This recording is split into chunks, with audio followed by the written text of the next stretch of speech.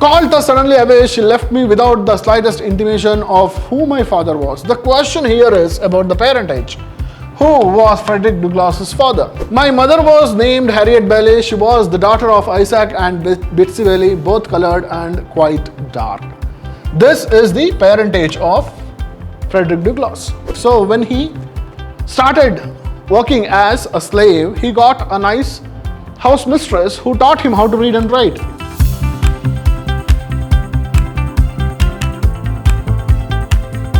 Hello students, I am Anil, lecturer, Department of English, Vidhyaashram Pre-University College, the Temple of Excellence, Mysuru. In this session, we are going to look at an excerpt from the life of Frederick Douglass written by Frederick Douglass.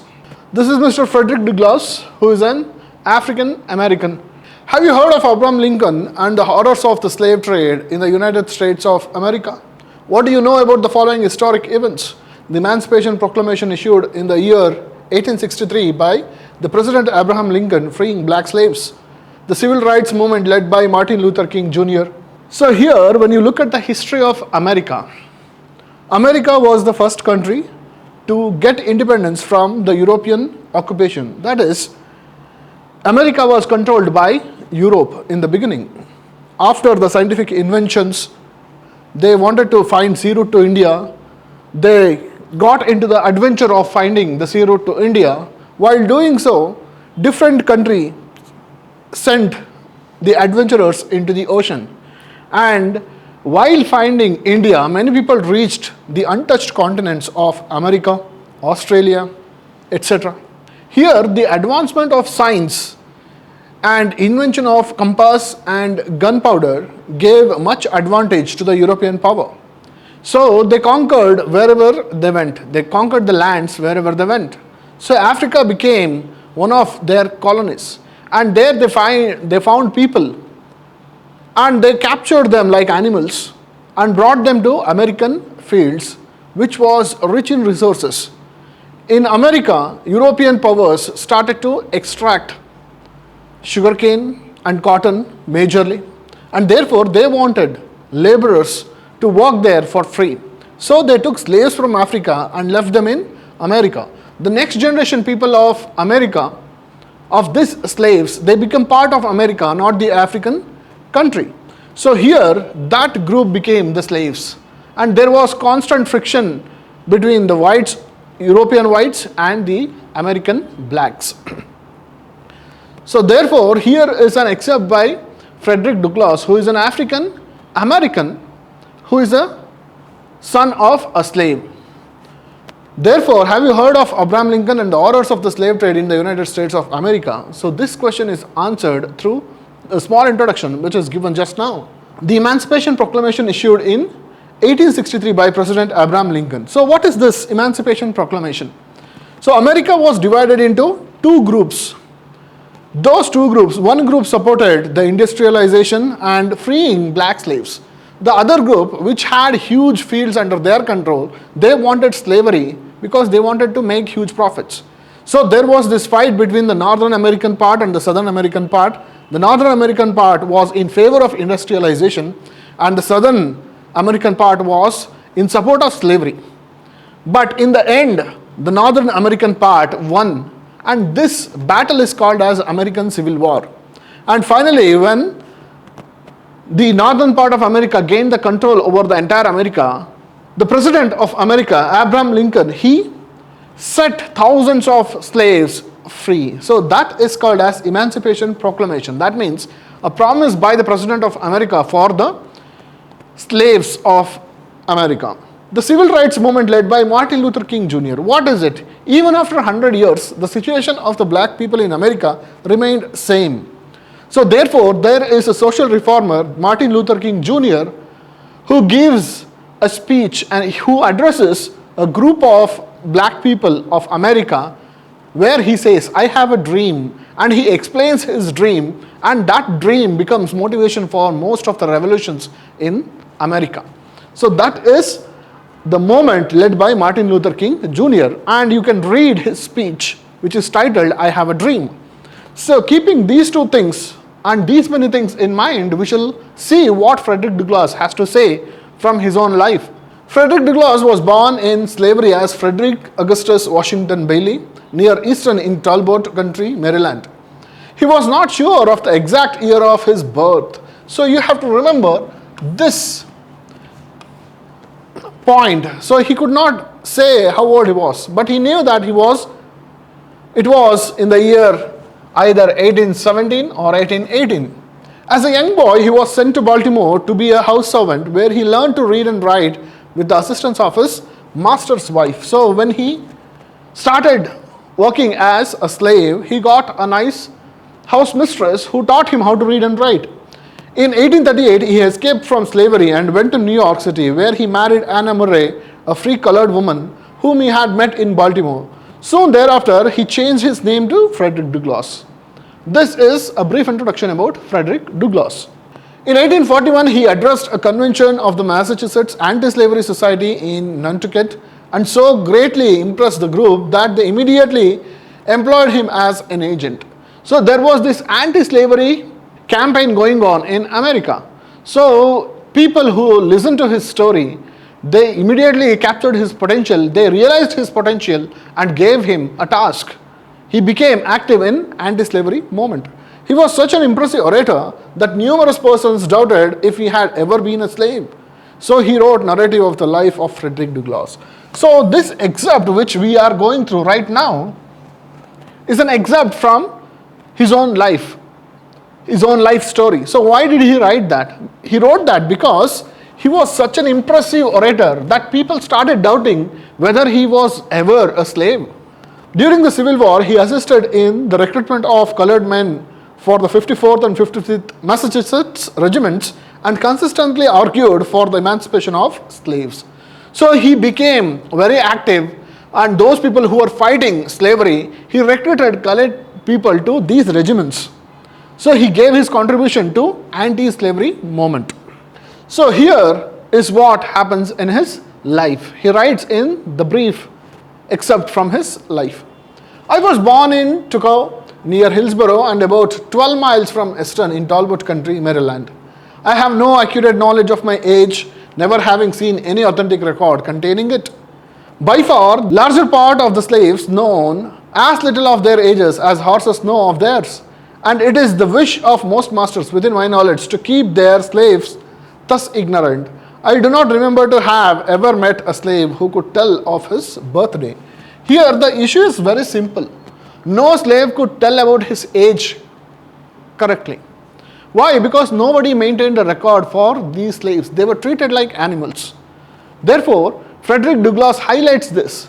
Just like horses do not know their age. Just like horses, slaves also did not know their age because their masters did not maintain a record or anything like that. They seldom come nearer to it than planting time, harvesting time, cherry time, springtime or fall time. The white children could tell their ages. I could not tell why I ought to be deprived of the master concerning it, was not allowed to make any inquiries of my master concerning it. So here he says, how was the age of those slaves remembered? So their birth was just marked like this. They were born during planting time, harvest time, cherry time or springtime or fall time. So this is how their birth time was remembered, not even documented. But whereas when you compare the situation with the white children, they could tell their age exactly because they had records. And the slave master also did not worry about this issue. He deemed all such inquiries on the part of a slave improper and impertinent and evidences of a restless spirit. The nearest estimate I can give makes me now between 27 and 28 years of age. But Frederick Douglass, when he wanted to tell his correct age, he says, but I have a small reference to say about my age. He might be at that point of time 27 or 28 years of age. I come to this from hearing my master say something during 1935 that he was about 17 years old. So that is how he calculated. If he was in 1835, 70 years, calculating from there, he was about 28 or 27. My mother was named Harriet Bailey. She was the daughter of Isaac and Betsy Bailey, both colored and quite dark. This is the parentage of Frederick Douglass. My mother was of a darker complexion than either my grandmother or grandfather. My mother was darker. My father was a white man. So here, Frederick Douglass highlights something which was happening then. He was admitted to be such by all I ever heard speak of my parentage. So here, Frederick Douglass was a mulatto child. A mulatto child is a child born for two different people or two different parents who belong to two different colors, white parent and a colored parent. The opinion was also whispered that my master was my father, but of the correctness of this opinion, I know nothing. The means of knowing was withheld from me. So people used to talk that he was born to his master only, but he did not know anything about that. My mother and I were separated when I was but an infant before I knew her as my mother.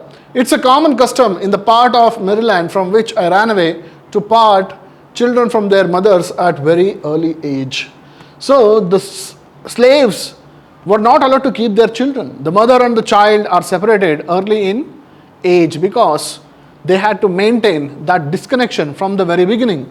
Frequently, before the child has reached its 12th month, its mother is taken from it and hired out on some farm a considerable distance off, and the child is placed under the care of an old woman too old for field labor. So all the slaves who were capable of working in the farmland, they were not spared. They were made to work in the fields. Therefore, all these children were given to old women who could not work in the farm fields. For what this separation is done, I do not know, unless it be to hinder the development of a child's affection toward its mother, and to blunt and destroy the natural affection of the mother for the child. This is the inevitable result. So why they were doing like this? Because they did not want any emotional connection between a mother and a child. Therefore, they were doing it. Who were doing it? The white masters. I never saw my mother to know her as such more than 4 or 5 times in my life, and each of these times was very short in duration and at night. So Frederick Douglass says he also met his mother sometimes, but not in the daylight.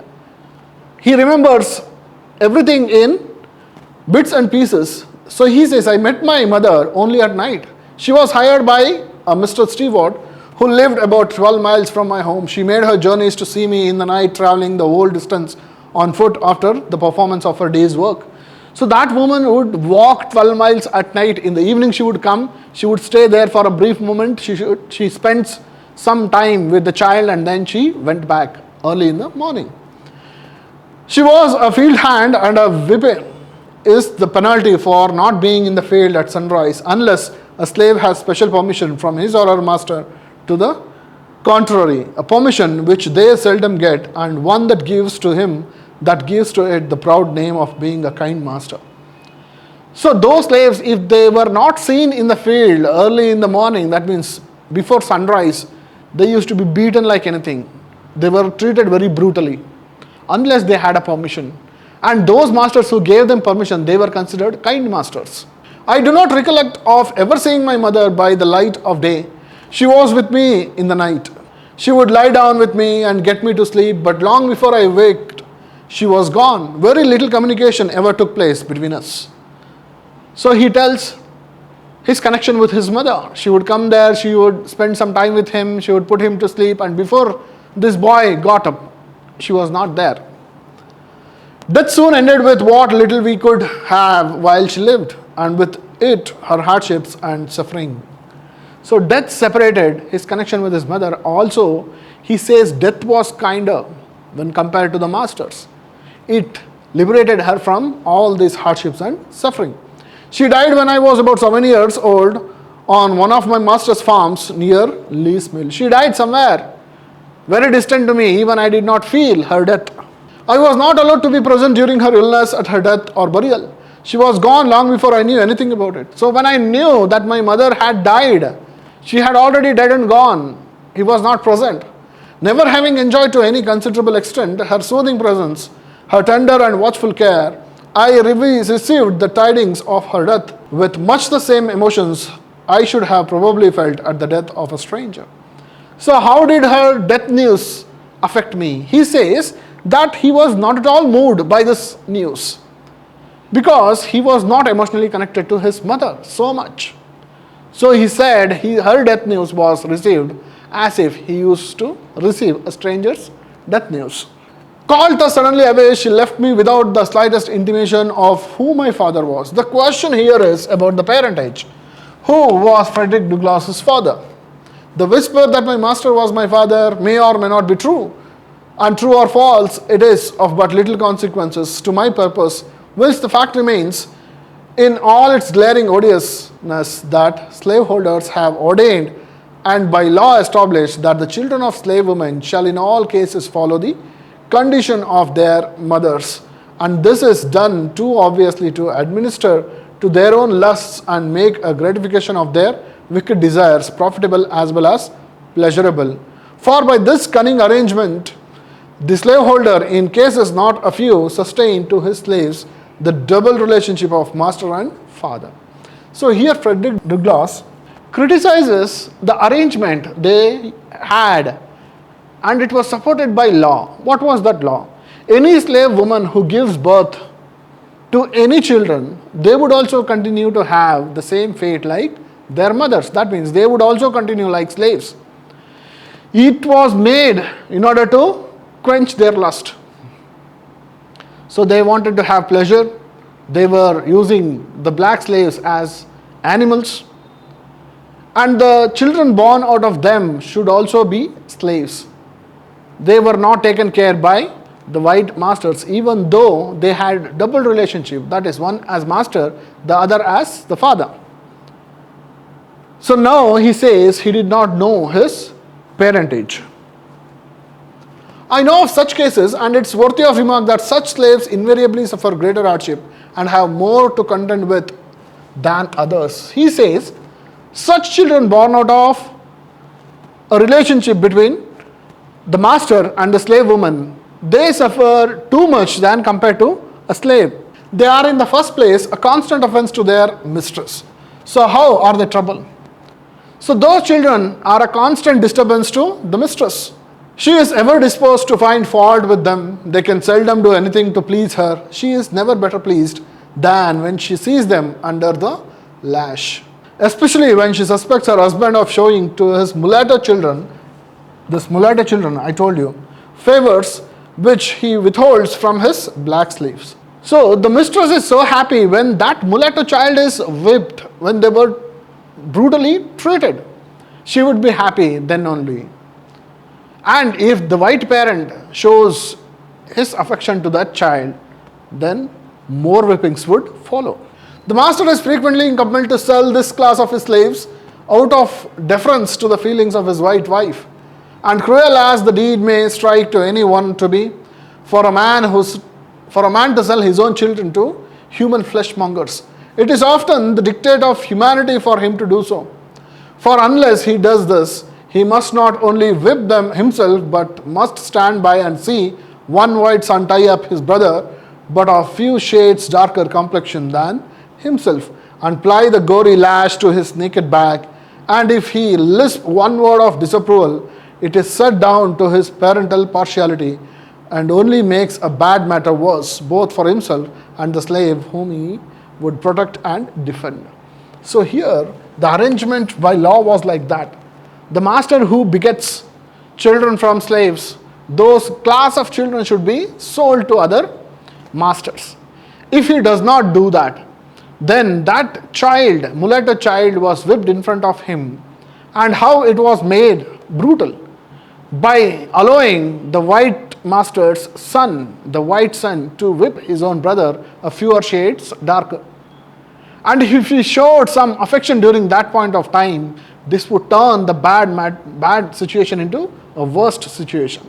I have had two masters. My first master's name was Anthony. I do not remember his first name. He was generally called Captain Anthony, a title which I presume he acquired by sailing a craft on the Chesapeake Bay. So here is the name of the first master, Anthony. He was not considered a rich slaveholder. He owned 2 or 3 farms and about 30 slaves. You have to remember these points for the examination point of view. So his farms and slaves were under the care of an overseer. The overseer's name was Mr. Plummer. Mr. Plummer was a miserable drunkard, a profane swearer, and savage monster. He always went armed with a cowskin and a heavy cudgel. So the master and an overseer.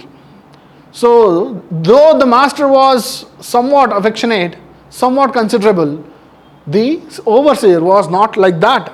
I have known him to cut and slash the woman's head so horribly that even master would be enraged at his cruelty and would threaten to whip him if he did not mind himself. Master, however, was not a human slaveholder. So here he says, Mr. Plummer's cruelty was so much that even the masters would not bear the sight of his cruelty. It required extraordinary barbarity on the part of an overseer to affect him. So here, even that man, Mr. Anthony, was also not so considerate. He said, it required extraordinary barbarity by the overseer to affect the slaveholders. They would not mind even if they slashed, brutally beat the slaves. Nothing would touch their hearts. He was a cruel man, hardened by a long life of slaveholding. He would at times seem to take great pleasure in whipping a slave. Here, he was a cruel man, hardened by a long life of slaveholding. He would at times seem to take great pleasure in whipping a slave. Mr. Plummer, an overseer, and the slaveholder, Master Anthony, they would do all such things. I have often been awakened at the dawn of day by the most heart-rending shrieks of an woman, or shrieks of an own aunt of mine, whom she used to tie up to a joist and whip upon her naked back till she was literally covered with blood. So Frederick Douglass says, as a slave boy, what all the hardships he went through and what all these acts which threatened his existence. So some of the days he would wake up to such shrieks. His aunt was being beaten early in the morning. No words, no tears, no prayers from his gory victim seemed to move his iron heart from its bloody purpose. So Mr. Plummer was a heartless man. So no words, no tears, no prayers would melt his heart. The louder she screamed, the harder he whipped, and where the blood ran fastest, there he whipped longest. He would whip her to make her scream and whip her to make her hush. And not until overcome by fatigue would he cease to swing the blood-clotted cowskin. It was a most terrible spectacle. The lives of the slaves was like this. From my earliest recollection, I dared the entertainment of a deep conviction that slavery would not always be able to hold me within its foul embrace. But Frederick Douglass says he overcame all this cruelty which withheld him from going forward. And in the darkest hours of my career in slavery, this living word of faith and spirit of hope departed not from me. It did not depart from him. The hope that one day everything would be fine, that kind of a hope kept Frederick Douglass from all these negative thoughts, but remained like ministering angels to cheer me through the gloom. This good spirit was from God, unto him I offer thanksgiving and praise. Finally, he says, all these hardships, people talked about his parentage, that he did not mind much. He had little emotional connection with his mother. Even when she died, he received the news just like any stranger might have died. That also did not stop Frederick Douglass from moving forward. Then the barbarity of the slave owners and the overseer, that did not stop. And the mistress of the white mistress who treated them very badly, that also did not stop Frederick Douglass from achieving what he wanted to do. And he says all these things when he was witnessing everything like any other slave in America. He had a hope in life that one day he would come out of all this. So therefore he says in the end, this good spirit was from God. So that good spirit of hoping that he would one day come out of all this hardship was from God. Unto him I offer thanksgiving and praise. So therefore Frederick Douglass says, to that God I say thanks and I praise the Lord.